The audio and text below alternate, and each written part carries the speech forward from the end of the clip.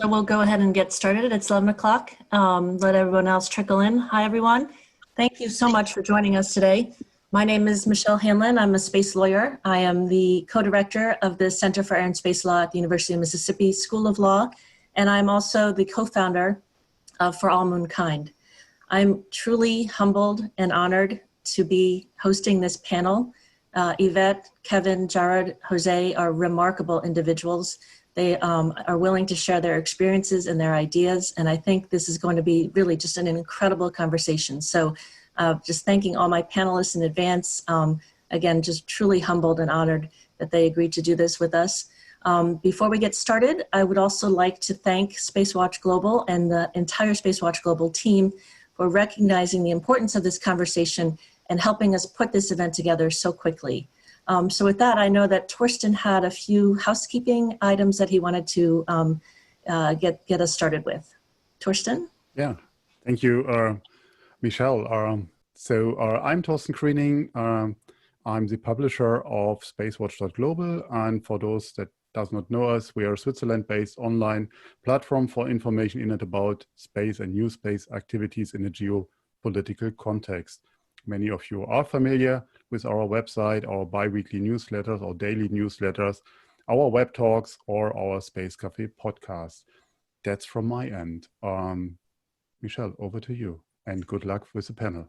Thank you, Torsten. With a panel like this, I don't need luck. I think it's going to speak for itself. But I want to start this conversation the way I start all of my law school classes, and that's to remind everybody, you know, when we're talking about law and society, we're talking about people and human beings. I think it's very easy for us to get caught in academic abstractions, but the issues that we talk about in space and in the law, we need to remember that law is the relationship between people, not about people looking down and making rules for other people. It's a relationship between people. And I want everybody to remember that and think about that as we move into our discussion today.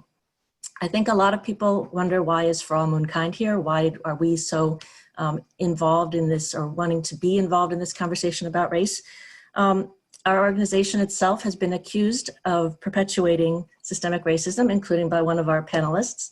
And so we wanted to talk about, you know, people think because we are trying to memorialize what seems to be a predominantly Western white male history.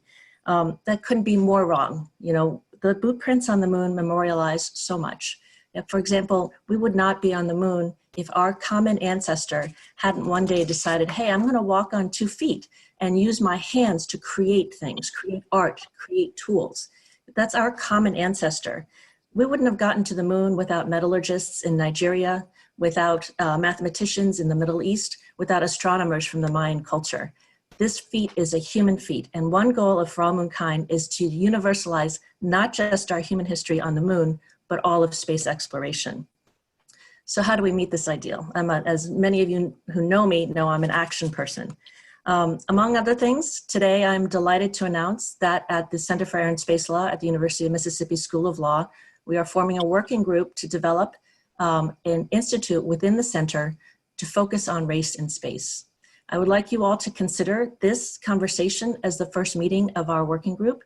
We are encourage all ideas, questions, comments, everything you can into the Q&A. Whatever we can't get to today, we will respond to as we move forward. But this is the basis for our first strategic discussions about what we want a Institute on Race and Space, other than the fact that it needs a better name, to focus on. And the other thing I want to remind you is when we talk about space, again, it's not an abstraction. In talking with this team of amazing panelists, I've come to realize what we all know about space. What we can fix in space will have tremendous repercussions on Earth, whether it's something that we figure out for space that we can translate to terrestrial issues, or whether it's just an impact. But this is why space is so important, and I think obviously everyone here would agree with that. So I'm reminded that we're on the clock, and you didn't show up to listen to me. So I would like to introduce our first panelist now. Jarard Williams was a student of mine last spring, and in many ways, it was his presentation that he prepared for our US Space Law class that was the genesis of this event. I think that you were really going to enjoy his presentation. As we welcome Jarard, please join me in congratulating him for earning his JD from the University of Mississippi School of Law last May. Over to you, Jarard. Thank you. Thank you. So as she said, that my name is Jarard Williams. I am actually a first generation law student and law graduate, and I was born in St. Louis, Missouri. I feel like one of the things that I can contribute outside of wielding a professional degree or providing legal aid is instilling hope. I say hope because to me, this topic really stems from my childhood. We often underestimate the importance of our influence on the youth. What do you want to be when you grow up is a question that we've all heard, but our answers vary based on recognition of ourselves and others. You know, I always thought, like, how does a Black child know their potentiality without seeing their adult self in professional spaces? I believe they don't, because I know I didn't. I had teachers tell me that they thought I was skilled enough to be a lawyer, and I thought, I don't think so. You know, people said they wanted to be an astronaut the first day of school, and I was like, I don't think I've ever seen a Black astronaut. So because I had never seen a Black man or woman that looks like me in these spaces, I didn't believe that it could happen. And most time we see our youth going through life, navigating the terrain and just figuring out what they want to be in their adulthood, and not necessarily before they get there. And so I didn't meet a Black attorney until I was 21 years old, and I feel like this has to be changed. This is the inspiration behind my presentation, the Dark Star, Black Representation in Space. Next slide, please.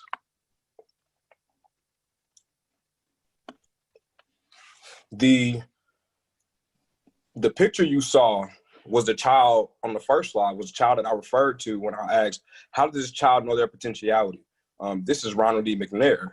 Though he is not the first African-American in space, his story resonated with me because it is one where I became aware of it through research for my fraternity, and because McNair, like myself, was not aware of his adult self in the space community. He went on that journey. He navigated that terrain and figured himself out throughout his life and in his adulthood. But he explored the unknown. In his youth, he spent a lot of time attempting to learn science on his own. He wanted to learn these things, and he had no true representation of himself. In Lake City, South Carolina, he experiences a lot of racism because at the time, you know, in that small town, Black people were not necessarily accepted. And as he attempts to learn these things and attends a whites only library and tries to check out books on the things that he feels that he is passionate about, he's stopped. The police are called, and he's considered a nuisance.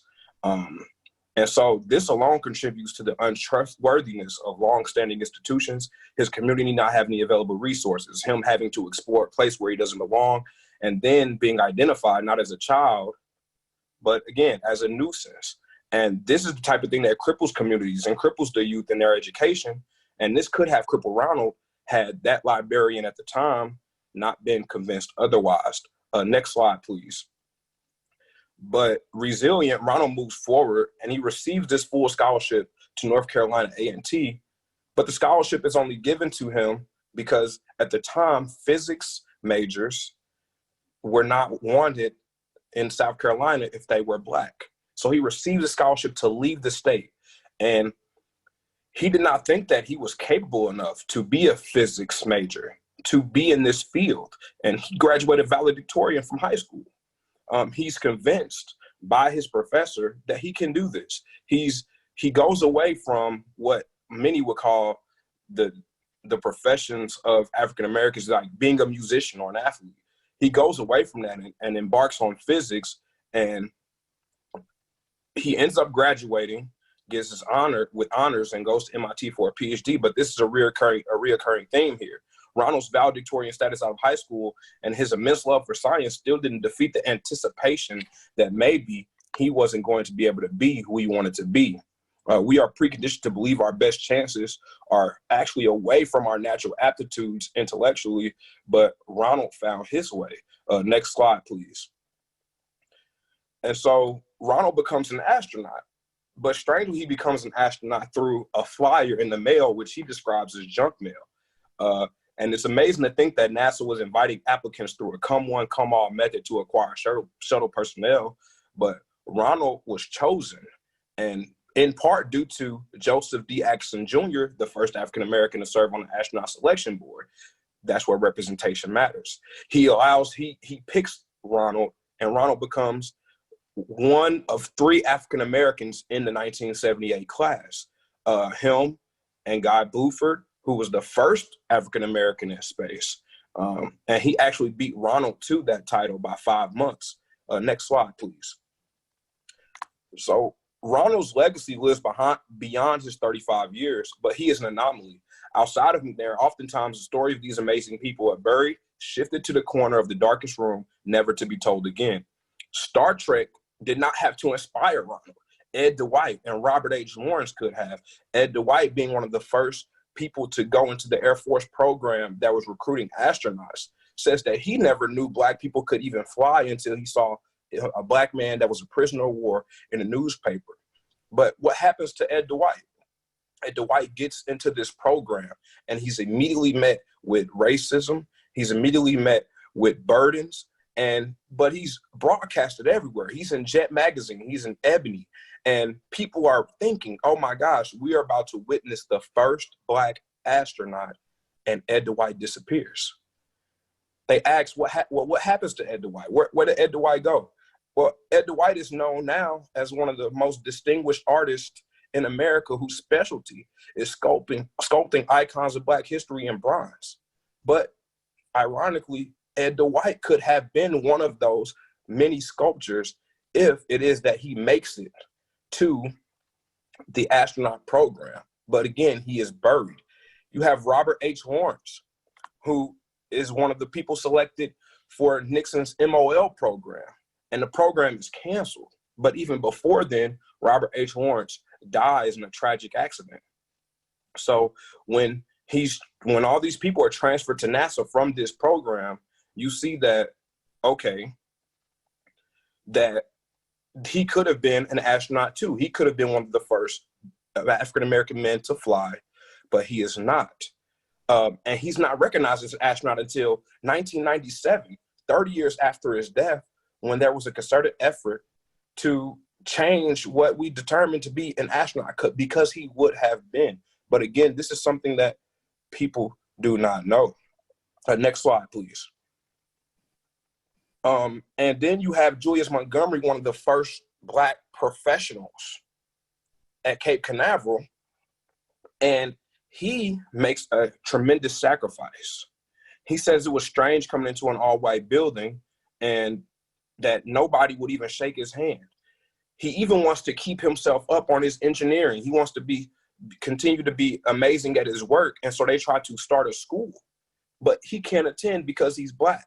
And the place they are renting is an all-white public school in Florida. So in order for the school to even start, they said that Montgomery could not attend.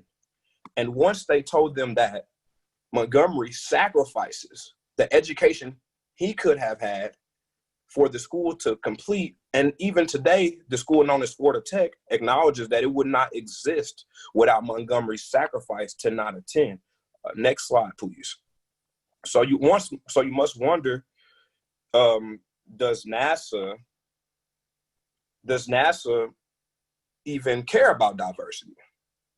But there was a tremendous effort early on, thanks to Lyndon B. Johnson, to start a co-op program in Huntsville at the Marshall Space Center.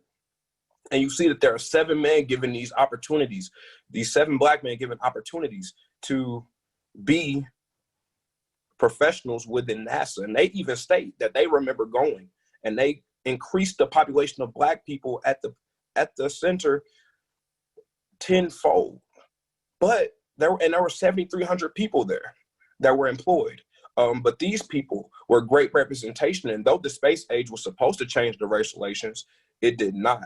One of these men, Borda, actually says that he was proud to be the first one, and that his kids saw what he did and they copied it. And this goes back to the representation that I speak on. Next slide, please. And so then you have this evolution of representation. You have Arnaldo Mendez, who was the first Black man, because he was of African descent, to reach space. Upon his return to Earth, he was decorated with medals. He was honored so much, and his spacesuit was preserved at the Museum of the Revolution in Havana. And to be preserved at the Museum of Revolution, to me, means that his people saw his flight as their flight. Seeing people who looked like them going into space was not only liberating, but it provided a feeling of freedom that they felt that they could not have. And the same could have been given to an aspiring astronaut in America had we not lost the influence of Ed Dwight and Robert Lawrence over time. Next slide, please. And so this slide is just reiterating just how the evolution of representation comes. So then you have this first Black man, and then you have 3 African Americans who join NASA, and you have Guy Buford, who becomes the first African American. And I think that that's just important just to see that we go from 1 to 3, and these people come into NASA the same year that Mendez first goes to space. Next slide, please. So while there have only been 14 African American astronauts in space, they have all made incredible contributions beyond being astronauts. In major institutions, you find that we may fall in love with tokenism, and we must get away from that, even if to effectively garner true diversity and genuine interest in space and STEM overall. And we cannot simply be okay with some diversity or settle at least someone got to do it. So I want to highlight Mae Jemison here, because oftentimes we find that we are so captured by the achievements of men that we don't really get the opportunity to see that women and young girls need representation in these spaces too, and that intersectionality is real. So as they are a double minority, they are people who are forgotten about. We cannot forget Mae Jemison. And strangely, I saw a picture of Mae Jemison in a space magazine when I was a kid, and I didn't think that she was an astronaut, actually. I actually thought that she maybe was an actress or modeling something, or was just somebody they used because they thought she was an attractive person or something like that. But it comes to find out that she's the exact representation that's needed for other young women to feel like they can get into STEM, they can get into science, they can get into space. And I think that that is very important. Next slide, please. And so this, again, is just a reiteration of the fact that there are standard career choices for Black youth. They tell us to be athletes. They tell us to go into music, to go into the arts. And sometimes we never feel comfortable enough to be who we are, to be intelligent, to go into law and to go into science and to do these types of things.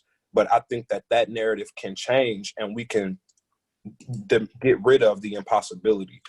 Next slide, please. So what I propose is that the law actually includes the Black representation in space in the civil rights era. What a lot of people don't know is that the first moon landing was a critical part of the civil rights era, because people felt that the money you're using on astronauts could be used in our communities. And so I say that the state, because they have power over curriculum, use the curriculum and put these heroes, because they are heroes of culture, of the civil rights movement, in the books, so that these children can see it early on, so they can make a decision early on that this is what I want to be. Next slide, please. And I also think that in protecting the people overall and African Americans in space, that we look at each other as humans in space, and that human rights are just the cornerstone of every interaction. Because I think that once you go into a space which is a blank slate, you get into this space where the community is so much different. You're there for survival. So it's better to look at each other as explorers of a new world. It's better to look at each other as contributors, and not as an individual, but as an entire community that is trying to do something and embark on something that is much different than we've ever had before. Next slide, please. And so when people ask me, well, what are 3 ways to combat systemic racism? I say that you should join the people in the streets protesting, because a lot of them will teach you, but also advocate for Reconstruction through redistribution. So taking money away from places that don't necessarily benefit the community and push them into places that will benefit the community. For example, you find that funding for housing is low in Black communities, but then there's funding for policemen. So then there's a place of over-policing things because we've put so much money into militarization of police and into what it is they're training, but you have these people who you're pushing into a certain category or a certain space. I say you actively hold colleagues accountable for their contribution to institutional corruption and use your influence to fight it. If you're there, you can actually say something and use your voice.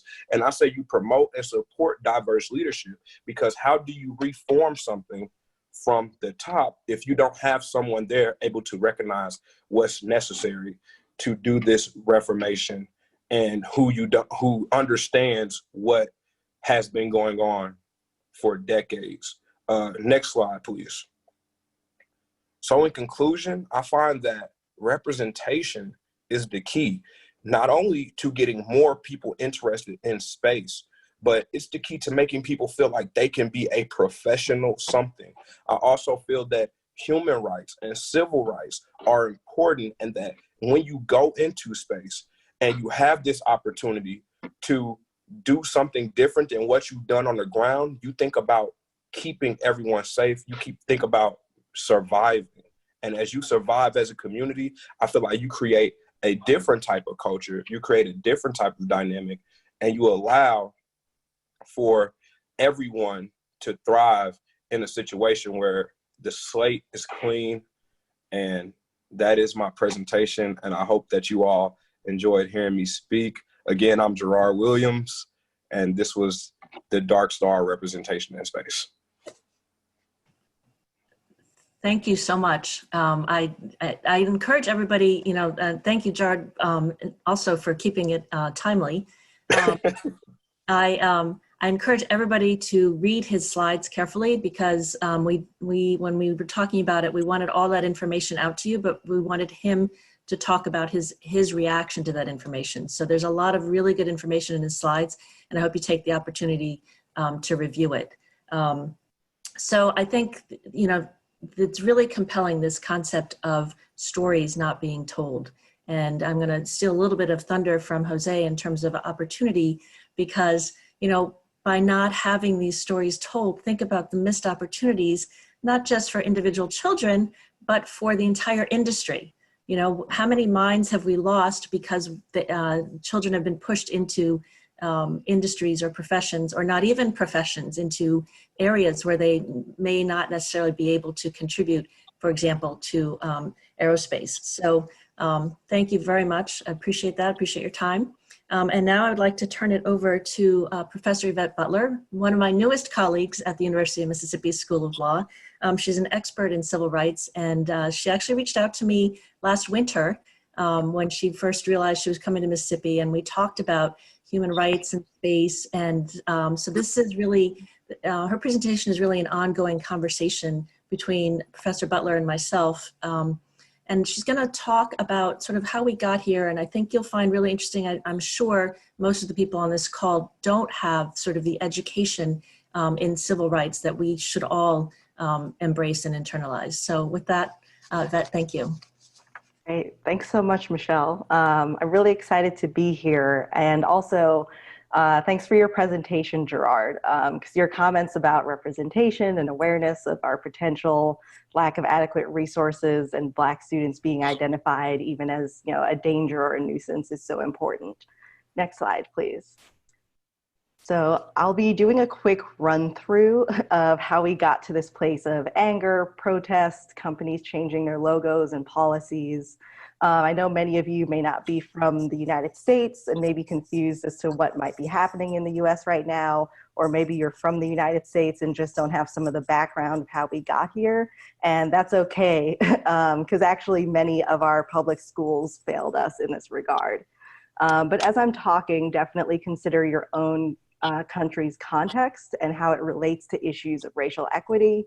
I'll distill some key points of really several hundred years of history, touch on how racism manifests in the United States and elsewhere, and then make some suggestions on how you can be personally helpful in advancing racial equity. And I just want to make a quick note about the Black-white binary. So I'm speaking mostly from a focus on Black Americans, but don't forget that we're also discussing the larger umbrella of white supremacy. The United States and elsewhere have distinct and related issues with Indigenous, Latino, and other people of color, often referred to BIPOC. And then sort of as Jarard touched on, also consider intersectionality and people who may be multiply marginalized based on race, sex, gender, sexual orientation, disability, immigration status, and more. Next slide, please. So how did we get here? The United States has a culture of racism. Many of our systems are based upon the institution of slavery that economically benefited white landowners, primarily in the southern United States, by dehumanizing Black people for almost 250 years. The end of slavery didn't mean that Black people were set free and were immediately on equal footing with whites. And I also just want to note, tomorrow is June 19th, and it's recognized because even though, United States President Abraham Lincoln officially freed the slaves on January 1st, 1863, it wasn't actually until June 19th, 1865 that the last slaves were freed. So you may have heard of Juneteenth, which is an annual celebration of emancipation. And actually with a lot of the protests and everything happening right now, a lot of companies are starting to recognize it annually starting this year. So the United States Civil War was fought primarily over the ability for Southern states to own slaves. Those same Southern states tried to hold on to their power by oppressing Black people through laws and policies, starting with the Black Codes and continuing until the end of the Jim Crow era in the 1960s. The Black Codes strictly dictated the movements and work activities of Black people. Also, many states required Blacks to sign yearly labor contracts. If they refused, they risked being arrested, fined, and then forced into unpaid labor. During the Reconstruction era, when the Southern states were forced to recognize Black people as full and equal citizens, they still passed discriminatory laws in what we call the Jim Crow era. You may have heard about whites-only drinking fountains, schools that were segregated based on race, and interference with voting rights in the form of literacy tests and poll taxes to disenfranchise Black voters. And so post-World War I through World War II and even into the Cold War and a bit after, into the 1960s, was a time when there were pretty significant advances in civil rights for Black Americans, and around the world, the growing power of non-white, previously colonized emerging nations. One explanation for this comes from sociologist John Screntny, which I have a resources slide at the very end so that you can look up his work if you're interested. He wrote the book, The Minority Rights Revolution. And in that book, he details how the United States promoted racial non-discrimination rights as a result of a national security strategy to fight racist regimes in Nazi Germany and Imperial Japan. The United States was promoting itself as racially egalitarian, so it made it impossible to sustain a variety of discriminatory policies that we had in light of that strategy. Plus, German, Japanese, and Soviet propaganda was highlighting events that demonstrated that Americans did not respect the rights of people of color.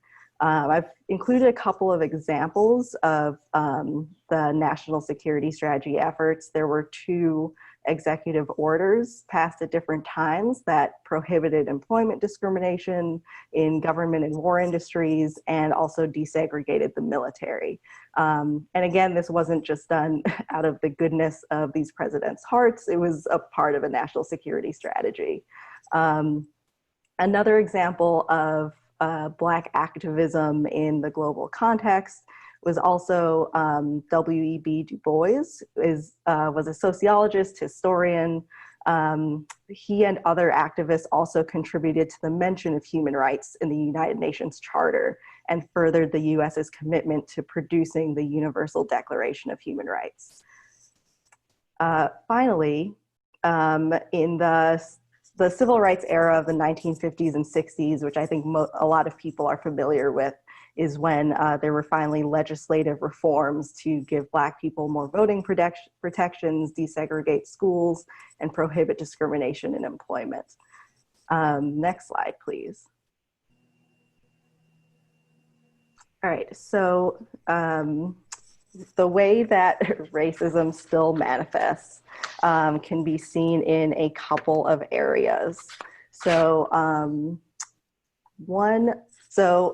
the United States, as I think a lot of people are aware, locks up more people per capita than any other nation.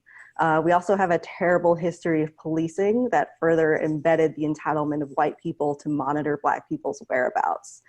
So some of you may have heard during all these protests, this talk of slave patrols, which was one early form of policing where white people were deputized to help control the movements and behaviors of the enslaved. Many people credit this history with the way that Black people are policed today. And so history is ingrained in our culture. And so even though these things are behind us, they're not really gone. And you can still see that in housing, education, and employment. So for example, the government-sanctioned policy of redlining that started in the 1930s was basically a process that disabled Black, Latino, and other non-European descendants for generations. Government surveyors graded neighborhoods and color-coded them into green for best, blue for still desirable, yellow for definitely declining, and red for hazardous. The redlined areas were the ones that local lenders sort of brushed off as credit risks, in large part because of the residents' racial and ethnic demographics. It was primarily Black people, but also included Catholics, Jews, immigrants from Asia and Southern Europe, and those neighborhoods were deemed undesirable, which meant that mortgage loans in those areas were not available or were extremely expensive. So minorities couldn't buy homes, which set us up for a racial wealth gap that continues to this day. The way that we fund our schools is through property taxes. So people with higher property tax values have better schools. So white neighborhoods typically have better funded schools and often provide better education. And then education, of course, has a clear relationship to employment. Just consider your own expertise and all you had to learn to get where you are. Next slide, please. So all of that, maybe you're like, well, what can I actually do? This sounds like a lot of deeply entrenched racism. Is there anything that I can do? So first, start personally. Know your context. If you're not from the United States, what is the history of where you grew up? What are the specific power structures of your country? What assumptions do you hold about other people? What contributes to those assumptions? Take the time to read and understand issues important to people who might have less power than you. At work, see what you can do to help the development of a better working environment for anyone with less power. How are people paid? Do the best roles go to those with the best qualifications? Or is there favoritism? Do you hire based on an ill-defined cultural fit? A lot of companies are releasing statements right now about standing with Black people and other people of color. Statements are great, but companies need to need people to help hold them accountable. Otherwise, those are just shallow words. And back up your Black and brown colleagues, your female colleagues, your LGBTQ colleagues when they raise an issue. Finally, vote, federal, state, local elections. And also donate to causes that you care about. Many of you may or may not have time to get involved in protests or other activities, but there are tons of people doing the work and make it their lives to do the work. So if you have the money to contribute, definitely do. Next slide, please. And finally, this is just some resources that you can check out. The slides will be available so you can start, but this is just sort of a starting place. Definitely don't go to these and call it quits. But these are definitely, the podcasts are excellent, and I listen to Code Switch all the time. So anyway, thank you. I look forward to answering any questions you all may have. Thanks, Yvette. And I should have said at the beginning that we are going to run through all the presentations and have questions and answers after everyone's had the opportunity to speak. So I just wanted to that is, I feel like it's really bracing to hear Yvette's presentation and to think about, how we got where we are, where we started. But I think that it's really important to think about the fact that history is ingrained in our culture. And so when we talk about culture and cultural heritage, and these are things that make us. And so, I think we can't erase it, but we can certainly solve it. And one thing that you have seen is I've asked all of our presenters to give us 3 things we can do ourselves when we leave this webinar. And so I really appreciate that. And with that, I am delighted to introduce one of our leadership board members at For All Moonkind. Kevin Myrick is also the CEO of Synergy Moon, which is a Google Lunar X Prize company. So he's going to talk more about, we're going to twist here a little bit and move from understanding where we are on Earth and start thinking about how that affects what we do in space and how we get to space. So Kevin, over to you. Thank you.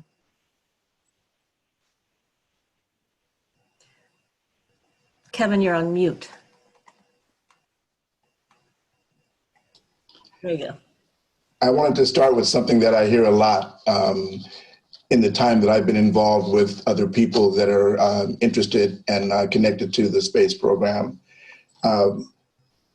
I hear people say that systemic racism has no effect on space exploration or development, or that there isn't the feeling of racism when they work at NASA or in other parts of the space industry.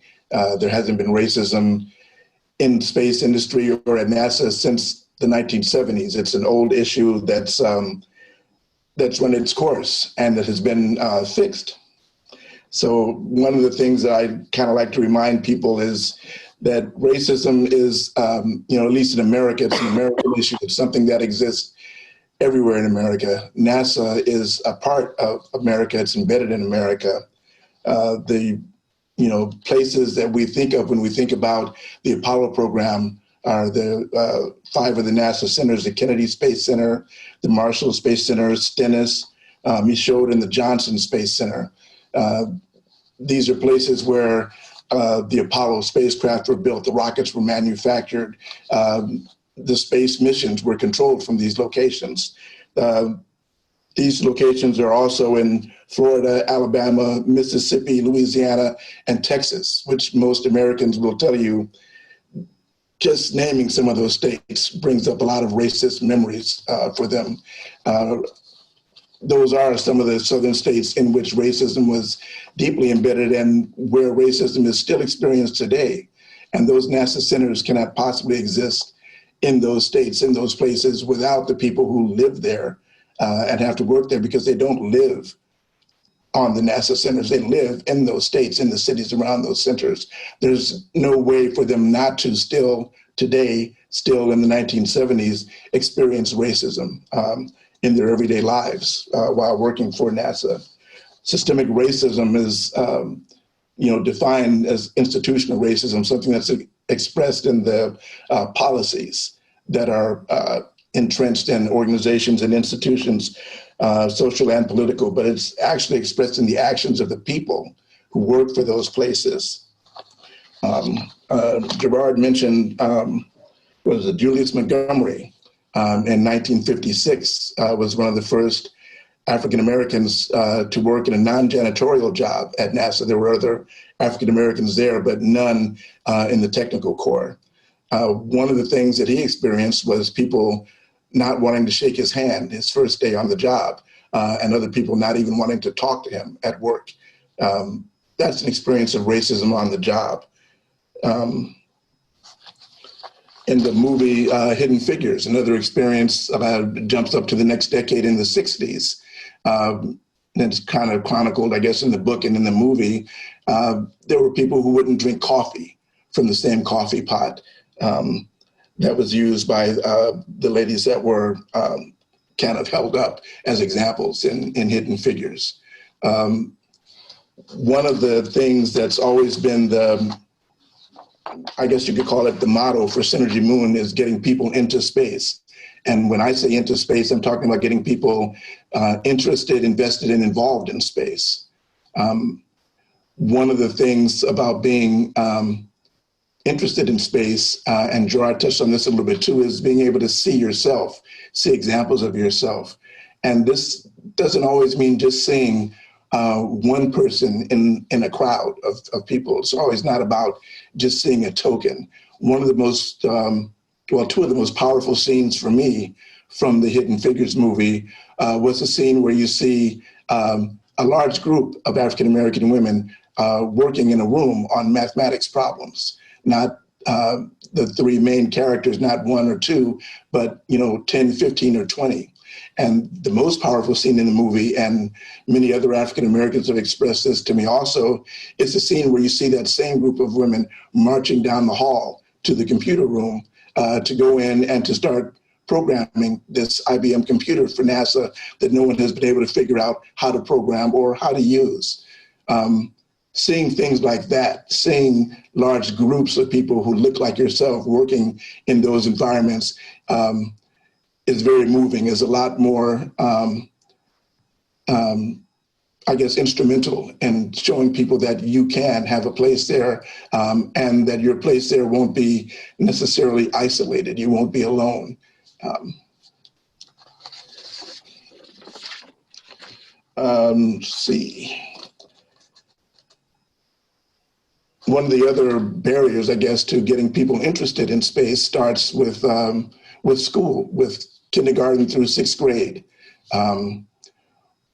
One thing that I can talk about that affected my family, my son, when he entered the 1st grade, we had just moved from one city to another city. One of the things that they do coming into class is give you vocabulary tests, another test to kind of figure out where you are.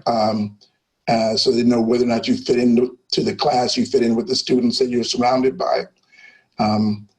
I, at the time, was a computer programmer, and my wife was a storyteller and a journalist.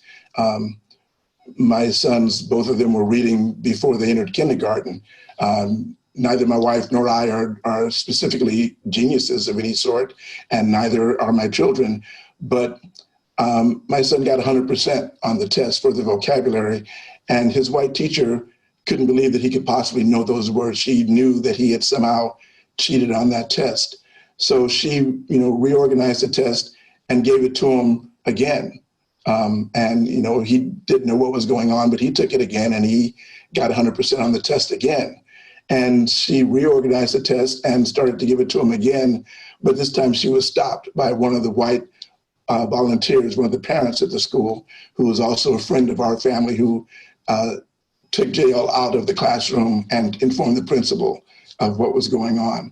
Experiences like that can be devastating to young students, and especially in 1st, 2nd, 3rd grade in elementary school. If you multiply that by many other experiences by teachers who don't think that they're racist, but have these systemic racist attitudes toward the children that they're working with. And we've lost a whole bunch of children before they even get into middle school, before they get into junior high school. One of the things that I had done before and that we did at Synergy Moon was to promote after-school programs that were basically STEAM programs, STEAM being adding arts to STEM, so science, technology, engineering, arts, and mathematics, where kids can be taught robotics, rocketry, model rocketry, technical skills, programming, and how to create art through technology. A lot of these things are very interesting to kids, especially after they see a few videos of other kids working with rockets, building and launching rockets, working with robotics. And it's a way to kind of reactivate their interest and their imagination in technology and in getting involved in this. And there are a lot of organizations that exist today to teach kids coding. First Robotics is a program that exists in a lot of schools, both underserved schools as well as regular and schools with extra amounts of funding. So those are some of the ways to recover those kids, to get them back in, to get them back interested in aerospace and in the technical fields. The third thing that holds people back is the other eye for my into, which is to get people invested in space. Elon Musk has often been quoted as saying that he's going to get people to Mars. You know, he's really involved and interested in space settlement. And when you ask him or talk about, well, you know, how is the average person going to be able to afford this? How are they going to get there? And his answer is, you know, you just have to have a home. All you have to do is mortgage your home or sell your home. It's the biggest asset of the average middle class American. But the average middle class American person of color is not a homeowner. That's something that sometimes doesn't penetrate into the thoughts of other people, that racism also includes financial inequities that aren't due to people not trying or not getting where they need to be, not, really getting out there and working on it. A lot of these things are historic in nature. The educational issues that I talked about have been going on for, the entire 20th century, and still go on today in the 21st century. My wife is a teacher in the public school system, and I often work in those after-school programs that I mentioned in public school systems. And a lot of that stuff still happens today. There is still a great disconnect between getting kids from the elementary school areas and into middle school and finding all of this damage that's already been done to them before they even get to you, before they even get to middle school or high school, let alone, into adulthood. Some of the things that I think people can do about this that would help with racism, the three things that we were asked to tell you about. First of all, if have a friend, a person of color, an African American, and you don't really feel like you understand racism or have seen it in your everyday life, ask them. Don't go up to them and tell them racism doesn't exist. I don't see it here. I'm not sure that what you're talking about is real. Ask them about their experience and the experience of their family, and you will definitely get some information from them. A second thing that you can do is volunteer for a STEM program, an after-school program.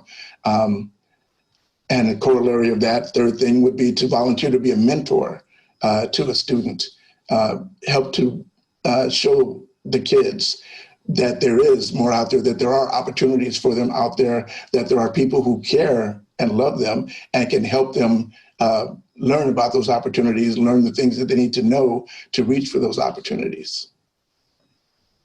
That's pretty much what I wanted to talk about today. And I thank you, Michelle, for inviting me. Well, thank you, Kevin. I think it's really inspiring to think well, first of all, your story is horrific. And things like that just shouldn't happen to your son.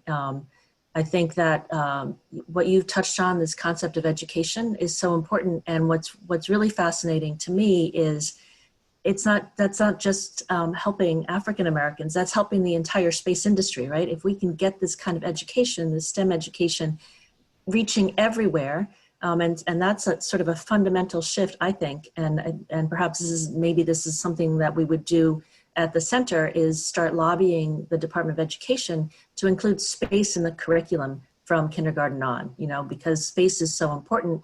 And as we'll learn from our next speaker, diversity in space is so important, because we're not going to get far unless everyone is represented. So I really, really appreciate that perspective, and it really gives us food for thought. I also love the one thing we can do, you're right, is volunteer, become a mentor. I mean, I think everybody on this call has some really unique experiences to share, and probably a lot of intellect and passion for space. I think that's one of the most important things to share. I know that I've not talked to a lot of younger students, but I do try and get people like Jarard at the law school level to come and take my courses and learn about space and so forth. And it's something we're really proud at Mississippi, that we have the ability to introduce students who had never even thought about space law to space and aviation. So thank you very much. With that, I'm going to turn it to Jose Ocasio-Christian. I think a lot of you probably know him. He's the CEO of Kalis Partners, which is a strategic consulting firm focused on space industry. And he's going to talk about opportunity. Thanks, Jose.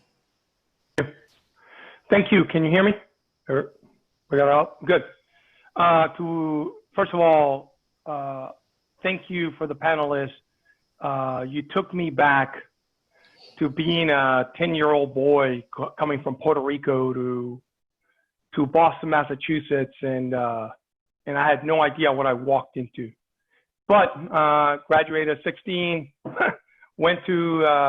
got 2 degrees, went into the military, finished a great military career, and now I'm in space.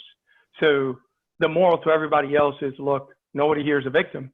And I want to excite you. I want to bring some excitement to this group to tell you, don't look at it as a victimization for everybody who's listening.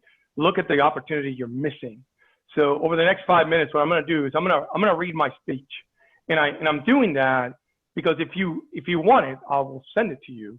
But I want to make sure that I captured the essence of what folks need to get excited about, because this is how good we're doing in space before we even start integrating. So yes, is it bad now? Yes, it is. But get motivated, because we can change this. So with that said, my 5 minutes will start now. What I want to share with all of you today is that we as a space industry, both in the United States and globally, are missing an opportunity to improve on technology and manifesting goals in space because of a lack of investment in diversity. From my experience as a strategic consultant focusing on the financial side of the global space industry over the past 5 years, we witnessed systemic racism in the decision-making associated with intellectual property development and the allocation of resources. So let me be clear. Leaders in government, nonprofit, and private sector do listen to new concepts and proposals from diverse and minority groups, but the decisions are made on the basis of what leaders have done previously primarily, and more importantly, with whom they've done it previously, operated previously. Systemic racism is also reflected from international space authority bodies all the way to local and regional governments looking to integrate space into their local economy. This problem is global, guys. As many of you know, the culture of aversion to risk and change in the space industry makes it as it is already difficult for any new business to gain serious traction. So I ask you only to imagine how much harder it is for a minority-led business. You already heard some of the experiences from my fellow speakers about race.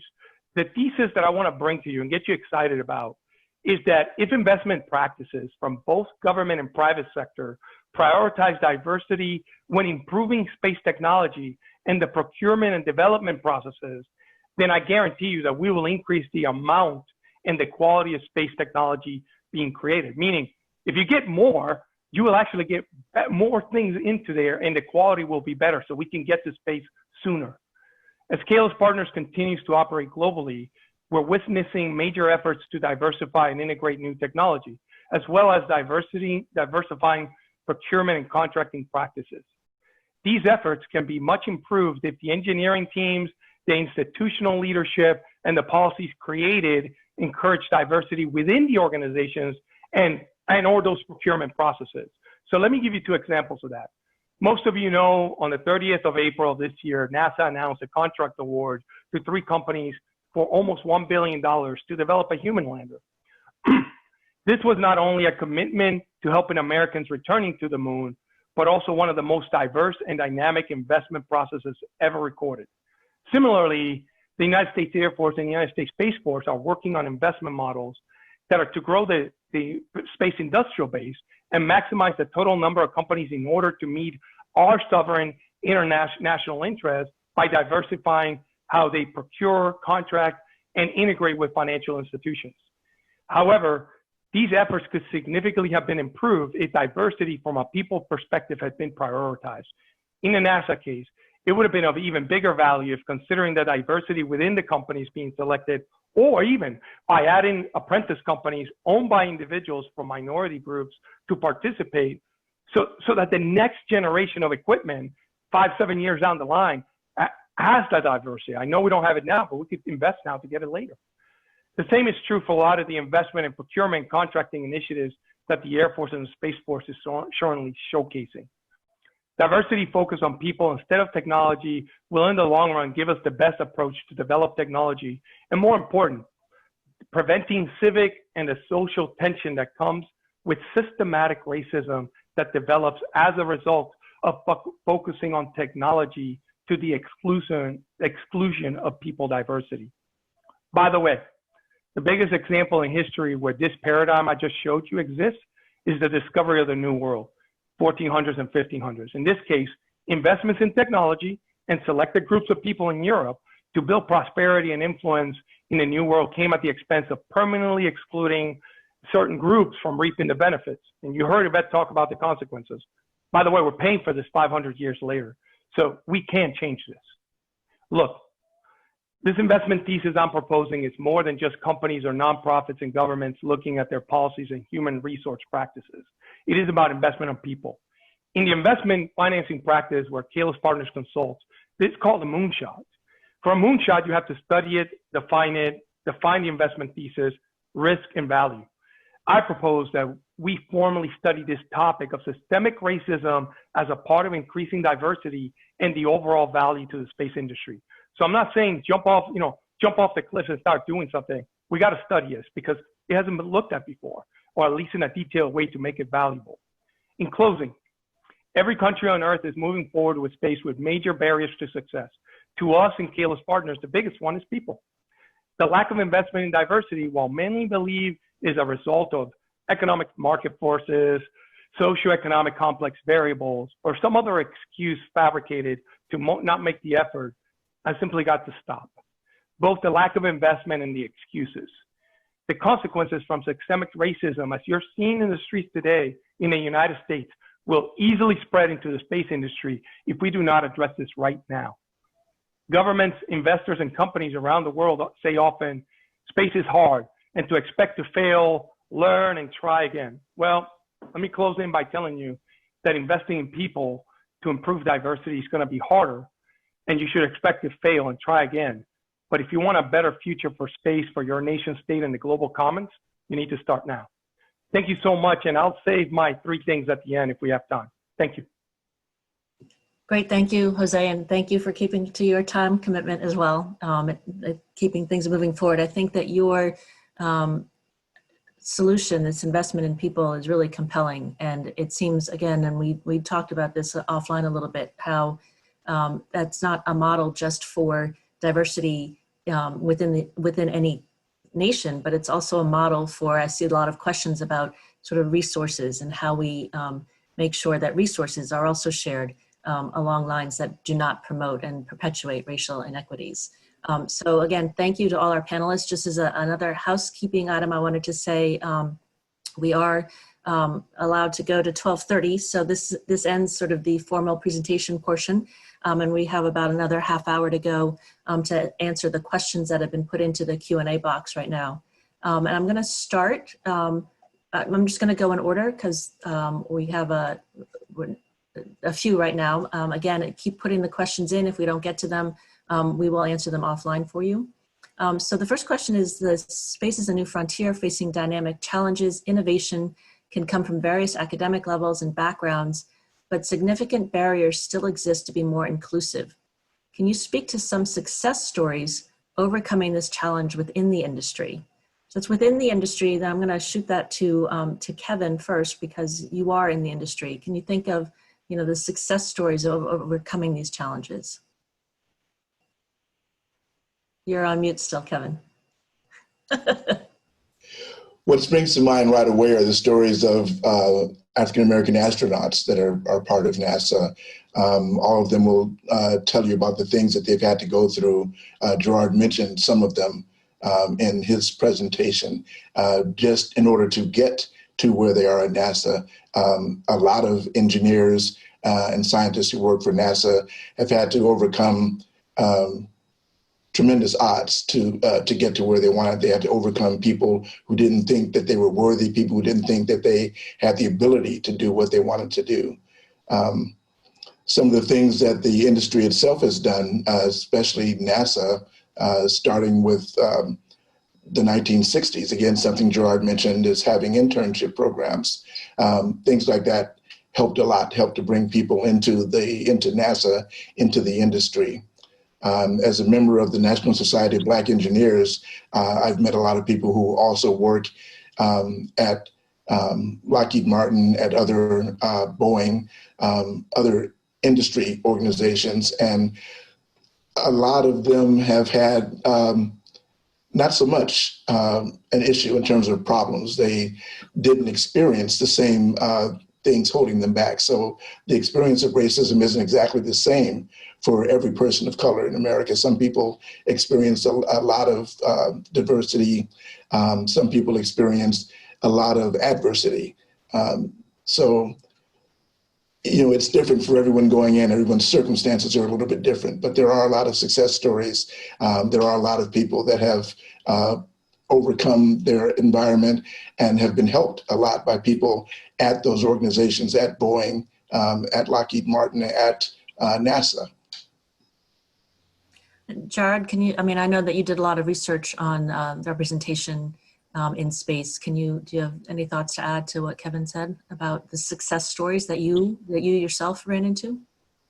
Yeah, well, I think that just even in my presentation, though I didn't necessarily get to it specifically because I had so much information, that, you know, you see that there are people who end up being NASA administrators, you know, and you see that there are people who are leading the charge in space of color. And, you know, like he said, they aren't meeting the same types of racism because you have this expansion on diversity, but you also start to have an understanding as the organization and as the professionals evolve. And so when I think about it, that's why I say I think that even putting more people there, and like he said, in Hidden Figures, you have a room full of people versus just one person. You start to see that, okay, there is more that can be provided and more success stories to come because these people realize we are present and not that there's just one of us who have the opportunity to do something, or at least somebody got to do it, like I said. Yeah. I think what I love most from both of those answers is the hope, you know, and what Jose said, it's not victimization. It's just there's hope. You have shown us that there has been improvement within the industry. We have a long way to go, but certainly the steps we seem to be going in the right direction. So the next question was, what are your thoughts on diversity and inclusion, the way that this is currently approached by the companies and organizations versus addressing systemic racism? I would love to have Yvette take a first stab at her thoughts on this sort of diversity inclusion numbers versus the environment. Yeah, thanks, Michelle. Yeah, there are a lot of, I think, great questions in the Q&A that sort of touch on, you know, like the issue of diversity and inclusion and its relation to systemic racism. So I'm also curious what other panelists have to say. But yeah, I just wanted to highlight a couple of things. So with whatever we come up with, interests should center the most marginalized. So I always like to bring up the Black professor, feminist, and activist Bell Hooks, who I'm hoping, you know, folks will be on board with this analogy. But when she was describing the history of work and its relationship to women's liberation, she explained that the emphasis on work led many white feminist activists to suggest that women who worked were already liberated. And they were in effect saying that the majority of working women that the feminist movement was not for you. And this meant that many Black women who were already working outside the home and found it did not liberate them were disconnected and not served by the movement.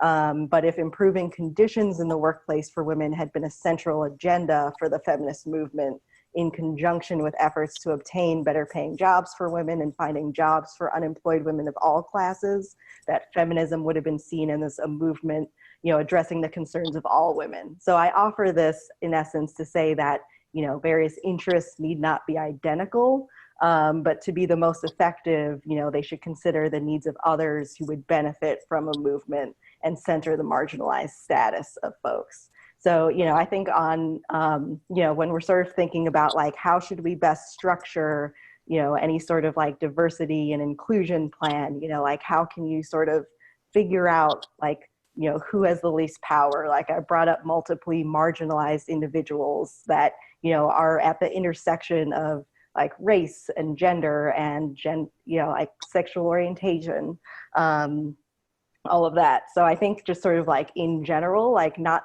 really separating diversity and inclusion in the workplace from like the broader issues of systemic racism. And I think as Kevin and Jose brought up, there are these issues of like networking and who you already know, and like all of these continue to place barriers. And so, just sort of starting from the most marginalized and like working inward is a way to sort of, hit those two birds with one stone. Nice. And Jose, do you agree with that? Yes, and because I'm coming from a practitioner perspective, is so there's part one. A lot of companies go into the human resources. I want to have the first Black female astronaut going on the moon on this ride, or there's all these initiatives. And what I'm proposing is think of it this way. Think the lunar lander, and you said for 1% of $1 billion, 10 million, Kevin, get your company, be an apprenticeship to get the rovers that come off that lander 10 years from now. And by the way, yours are going to have these widgets X, Y, and Z. No, you're not competing, but it is holistic. That's one example. The other example from watching finances and P&Ls, look, the acquisition process that is either going through the government or through our primes in the US or even in Europe is even more segregated. It's saying, look, don't own the cap table. Let the company get minorities or minority companies to be apprenticeship or be invested because they're the long-term investment. Right now, we do it in a Catalyst campus, in some accelerator. Why? Because we don't know what else to do. That same money you would have taken in R&D, just bring it in. Bring it as part of the entire ecosystem of contracting. So where I'm seeing the biggest challenge, the biggest barrier is the acquisition side. In other words, human resources, somebody could, you can get a human resource expert to fix it. But what we are looking at, because of a national security issue, is you don't have enough companies. So you're going to have to recruit to build beyond the 4,200 we have. So how are you going to do it? You're just going to put things out there and hope they walk in so they get acquired and now they stifle. So this is a much bigger problem. That's why, again, I'm only giving a tip of the iceberg. But the more I dug into this, I said, look, this is a national security issue because diversity is what makes America and Europe and Western unions great, Western countries great. But you don't even have a procurement process to even get them in, to grow the aggregate number. So yes, I agree with Yvette, but I think it's a step further. I think it's the procurement, the actual dollars. Oh, and the other thing, I'm sorry to take a little long on this, but don't tell me we're going to do the apprenticeship at North Carolina A&T. Don't tell me that. Get it into the actual government system or the procurement system so it is treated like the others, not like the guy in the corner like Jarard was saying, go in this corner over here, go learn. No. You get in the mix. You're going to be the gladiator. You got to be in the ring. You cannot be sitting on the side. Thanks. Yeah, and so I think I really spark to, again, this concept of these apprenticeships. And I think it's something that could really go global. In terms of, I'm gonna answer this question because it's near and dear to my heart. I would love to hear panelists' thoughts on representation in the field of space law, particularly how we can increase representation. I, as a space lawyer and a professor of space law and aviation law at the University of Mississippi, I would, bend over backwards to encourage diversity in space law. I agree, and I often, when we talk about the greatest minds in space law right now, we're talking about a bunch of old white men. And that's really frustrating to me. And I think about it all the time through For All Moonkind. I recruit lawyers from around the world. So if you're on the call and you haven't reached out to me yet to talk about preservation and customary international law and space governance, then I encourage you to reach out to me now and talk about how we can get you involved in For All Moonkind, talk about our LLM program. But I also want to throw this one to Jarard, because he was not in our concentration, and yet he took U.S. domestic space law, and I think it was the only space law class you took at Mississippi. So what prompted you to come in my course and then end up on this panel today?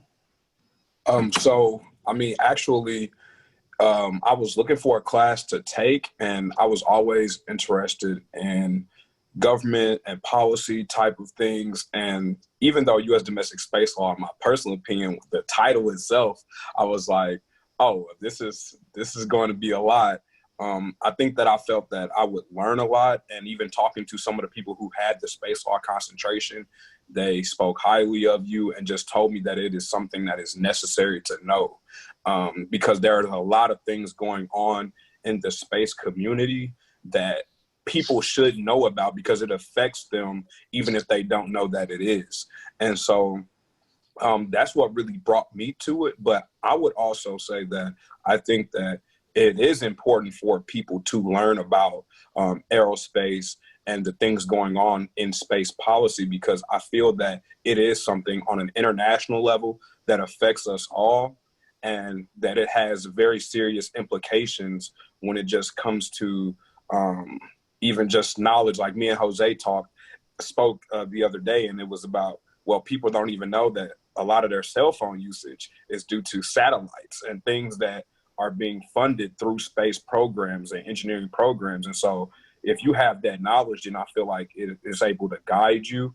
And I definitely believe that, I would love to do things in the space policy aspect, just based off the fact that I've taken the class and I understand so much more about it. Thank you. And you also, something that is Stephen Freeland, who's a space lawyer out of Australia, wrote an article this past winter at time is in COVID, who knows what time it was, but basically saying that everybody, every lawyer should have some basis of understanding of space law, because space is going to affect every single thing that we do, from evidence, from remote sensing to launches to, every business, everybody. And so he postulates in 10 years or so, if you don't have a space law background, you could be malpracticing your clients. And so, whatever we can do, I'm open to any suggestions about encouraging diversity in space law. I think we're working hard at Mississippi, but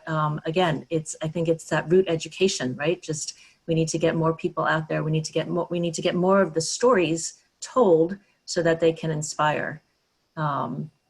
So now I'm going to do that scrolling thing and get us to the next question.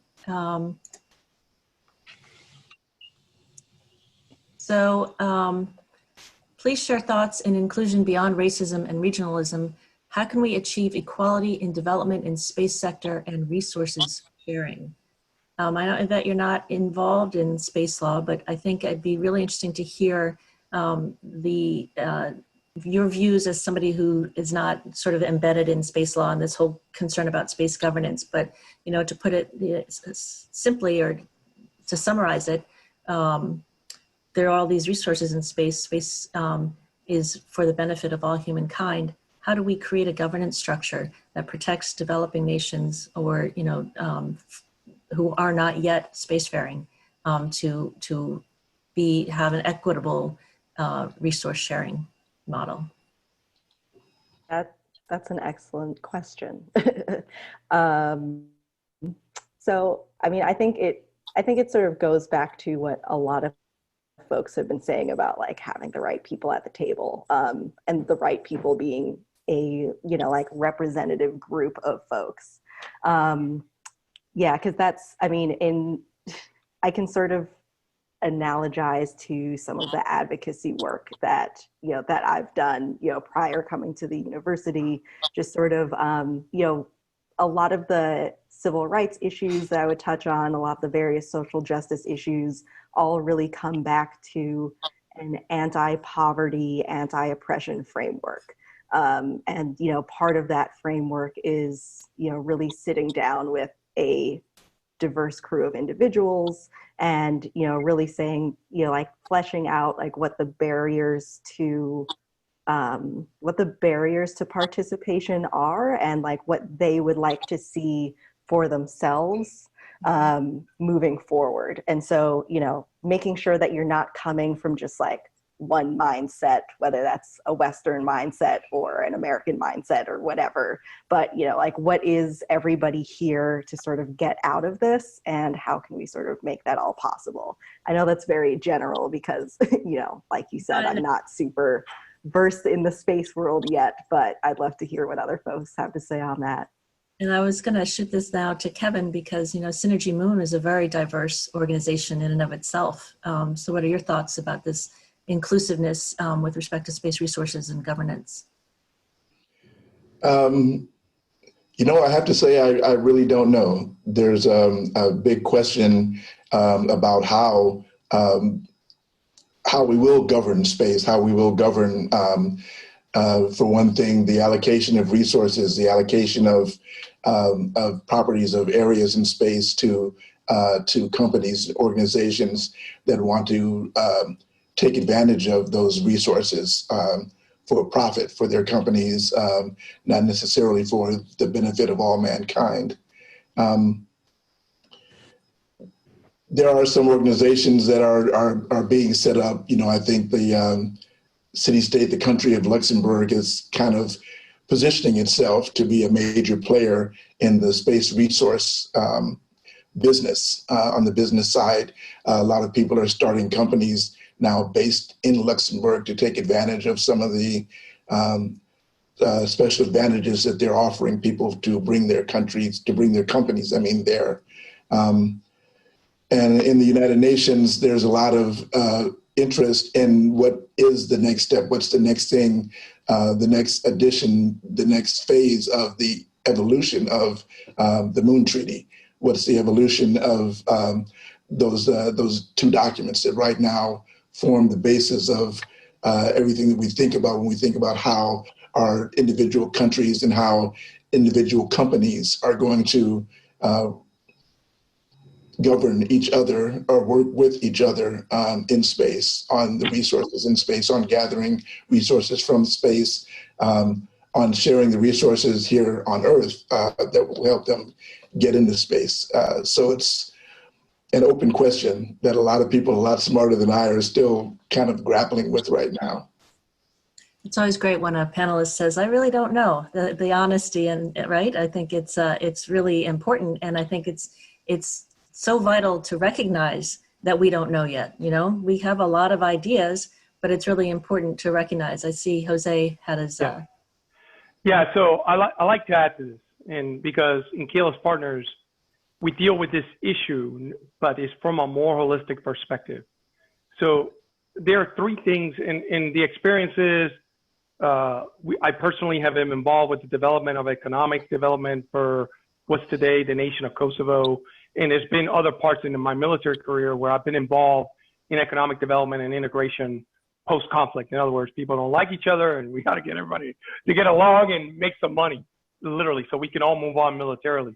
So, but there are three things that we work on as Keyless Partners, and it is industrial-based development. In other words, when you're looking at integrating from other countries, it is how do those other countries build to the totality of the industrial base of the total number of companies that are going to exist. So for example, there are 6,782 companies, plus or minus a few, that we track for clients in the financial district in New York.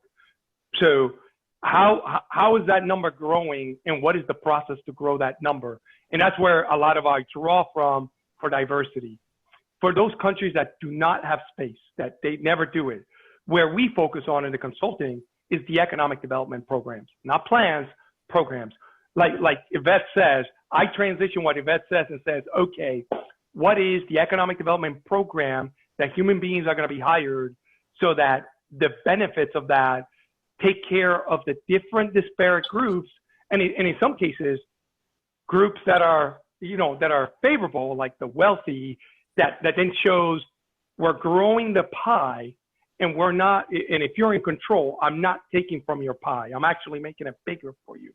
And then the last place, and this is where, if you're a practitioner and you're on this call, this is the number one issue that somebody goes, oh, what does that have to do with race? It has a lot. And it's called the marketplace. Meaning, and Yvette, you and I talked about this yesterday, which is who sells what to whom and at what price. If you want to know the disparity of non-inclusion, then show me the pricing and selling that is happening in a marketplace. And what happens is when it comes to space, the marketplace is like a puffy cloud that you got to chase and you can never get to. So to me, no, I don't know, but it sits in those three areas that we have to formulate. So, because I really wanted to answer that question, because that's a really good question. Thank you. So I am going to give the panelists each 2 minutes to sort of wrap up their thoughts on this, and then it'll come back to me. But I want to put, as you think about what your final thoughts on this panel, there's a really interesting question about how you would respond to companies that shrug their shoulders and say, well, we tried, but nobody's applying. And so maybe if you, in your 2 minutes, address sort of your final thoughts on this conference and that question, that would be great. And we will go in order of presenters. So Jarard, you first. Well, as I wrap up on this panel, I guess I'll address what you said about shrugging of the shoulders. I just think that when you say, well, we tried, but no one applied, I think that goes to show that then you should step and go actively recruit people. Because I think that expecting someone to come to something that they don't know about is, like throwing a pebble in a large river. It's like no one will ever know that it was there unless you told them where you threw it. And so I think that putting it in places where people can see it, or putting it in places where people can recognize that the opportunity is available, is very important. And so as far as diversity and inclusion goes, I just think that it's very important to also try and get as many people as you can into these spaces, versus like we spoke on a lot, putting one person in that space and thinking that the job is done, or that person can do the job of 20 of those types of people, and I think that once we get away from thinking that we picked the best one, I think that that's when we'll be in a place where businesses expand and businesses get better at diversity and inclusion, because they have more of those types of people in the spaces that they weren't before. Thank you. And Yvette? Yes, I think that was a great response, and I think really I would just echo. I think Kevin was. I think we all sort of touched on this idea of the network, and just going back to people who you already know, and I have a lot of folks that I interact with in the tech sector, and I think they have this general idea of, well, STEM is a meritocracy, and, people will sort of find their way here and they'll succeed once they are here. But, I think that really overlooks, again, where we came from. And so really shrugging your shoulders, I guess I would ask, where did you look for those people, or, the apprenticeship ideas, or like what sort of alternative channels are you creating so that those folks can find the opportunities, and the opportunities exist at various levels so that folks can get introduced to the industry and the work much sooner than, if they have to come in with an advanced degree when, maybe it's too late and they've already decided to be like a lawyer or something else. So I think I just say that. And then as like a final closing thought, I think, there are lots of professionals who are available to talk to you and your organization about equity and diversity and inclusion. And so, it may be worth a conversation with them to find out what you can do differently. And also make sure to pay them, because it is hard work. And I think sometimes people sort of discount the work that they get from equity coaches. Thank you. Kevin and Jose, I'm going to keep you each to a minute. So, Kevin, your final thought? Okay, sure. Our Synergy Moon co-founder, Neb, is one of the people in the audience of this, and one of the organizations that he connected us to after the X Prize was over is called Space for Humanity. Space for Humanity is seeking to give more people on Earth the overview effect by making it possible for people from all walks of life to take a trip, either on a balloon to the edge of space or the space tourists on one of the suborbital flights that are being arranged by Blue Origin, Virgin Galactic, et cetera, so that they can get that overview effect, but more importantly, so that after they have the opportunity to get that, they can come back and be ambassadors, advocators, people who can talk about what they saw, share it with their communities. I think that that's very important, especially if we can get more people of color, more people from very diverse cultures and diverse experiences involved in a program like that, that they can then come back and share those experiences, share them from their own cultural perspectives with the people in their networks, with the people that they know. So I just wanted to mention Space for Humanity, that they also deserve our support. And I think that they are a key component in helping to solve the problem that we've all been talking about today. Thank you, Kevin. Jose? Hey, you want a minute, 10. 3, 4. 4. Ask yourself, if you're in this group, whether you're black, white, don't care your race, ask yourself what I do to invest in diversity and inclusion, either money, time, or people, and then share that with somebody who's not like you and get feedback. Second, read a book on the U.S. Reconstruction between 1865 and 1877. Reconstruction shows a lot of similes from space, from policy all the way down to program acquisition and trying to do integration in the South and how it didn't work. And then if you're in the show and every one of you pass this to 3 to 5 people you know or 2 people you do not know and get feedback. And then on the question about the shrugging of the shoulders, it is about a risk. That action is a risk-averse action. Where it has to change is you have to invest in the market and bring it in. It is not put the postage sign and shrug your shoulders. That just shows a lack of risk in the space industry to seek out and integrate. That's all that means. Thanks. Thank you, everybody. You were wonderful. To me, this webinar far exceeded my expectations, and that is all due to these wonderful panelists. So thank you. I just want to end with the thought that at University of Mississippi, James Meredith was the first African-American to attend this school in 1962, and he had to get the National Guard around him in order to be able to attend classes. And there is a statue too of James Meredith on the campus that I like to look at, because I think that was a huge step, and we have that same opportunity to make that kind of step right now in space, but in a way that will also benefit everything, justice on Earth. And with that, I will close, but I will also say one of my dear friends and collaborators, Jesse Kate Shingler, will be on SpaceWatch.Global next week, Tuesday, to talk about lunar governance. And so I hope that you all, promises to be almost as good as this webinar. So I hope you all will attend that. So with that, thank you so much, panelists. Thank you very much. Take care, everybody.